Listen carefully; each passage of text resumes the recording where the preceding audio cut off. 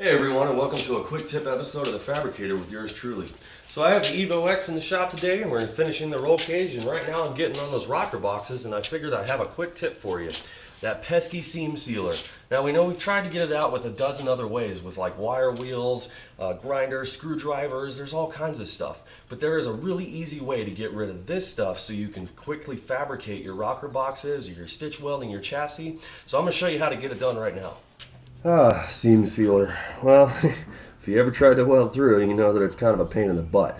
You think you got it all out of there, and then all of a sudden you get this really nasty, and I mean nasty, ripping sound that kind of comes out of the gun when you're pulling the trigger on it. That means you've hit the seam sealer. So how do you get it out of that really tight areas where you have nothing to actually get in there? Well, I'm going to show you that one real quick. But first, you want to get rid of all of the seam sealer that comes off in bulk. Now, just use your muscles and a really good scraper, and it comes out pretty quickly.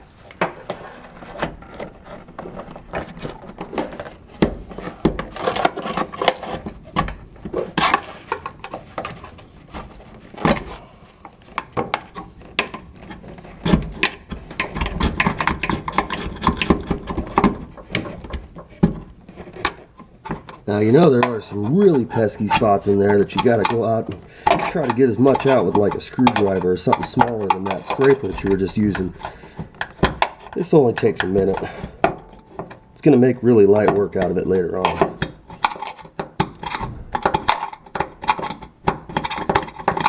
There we go.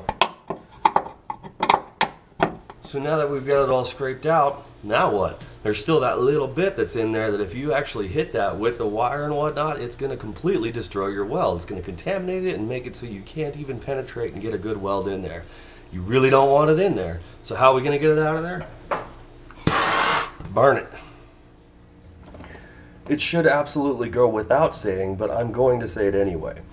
You need two things. You need a fire extinguisher, just in case, and you need somebody on fire watch. Fire watch is a place where you aren't even looking. So you can see the top here, you need to have somebody looking at the bottom, or underneath, or around, or anywhere that you think that something else could catch on fire. Why? Because you're heating all of it up. And even on the bottom side, or in other places that you possibly might not see, there could be undercoating, there could be more sealer, there could be stuff that will catch on fire. Now if you set the whole vehicle on fire, you destroyed your project, and that's not really what you want. So make sure that you have a fire extinguisher and a fire watch. Alright, so we're going to set it ablaze here, try and get rid of all this other stuff that's in the way. It doesn't take much, you just want to heat it up.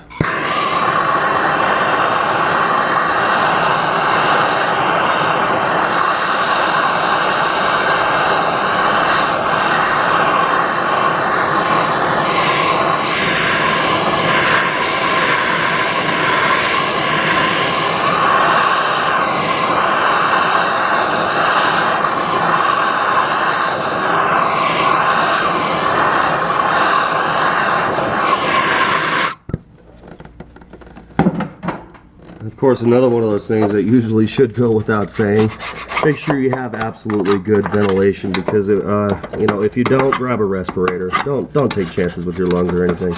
But look how easy that just kind of flakes right out of there. Gone. Just like that. I don't even have to put a lot of effort into here. It's kind of all gooey now, you know. That makes life a heck of a lot easier. That means that there's absolutely nothing in there that could possibly damage your weld. I'm going to take just a minute and let all of that cool down after scraping it out. And then we're going to go back in there and clean the metal off really nice so we can get a really great weld laid down on there. Sheet metal is kind of finicky like that. But in order to clean it up, I'm just going to use a little bit of just, you know, a generic parts cleaner and a rag. Now the cleaner in a rag is just going to get rid of all that little extra residue that you can't get with say like the scraper or any kind of little area you missed. So just give it a really good wipe down. Make sure all of the little film and residue and everything like that is gone.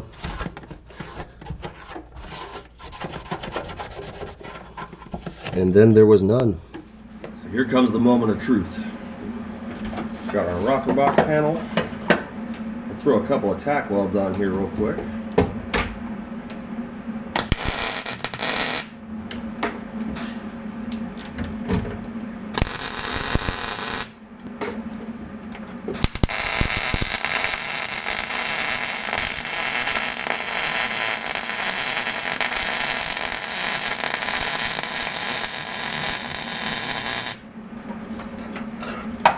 How about that?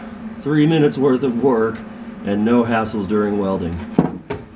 Well, see, that wasn't so bad. Just remember, you always got to have somebody on fire watch and make sure that you don't set anything else on fire, because that defeats the purpose of getting this all done.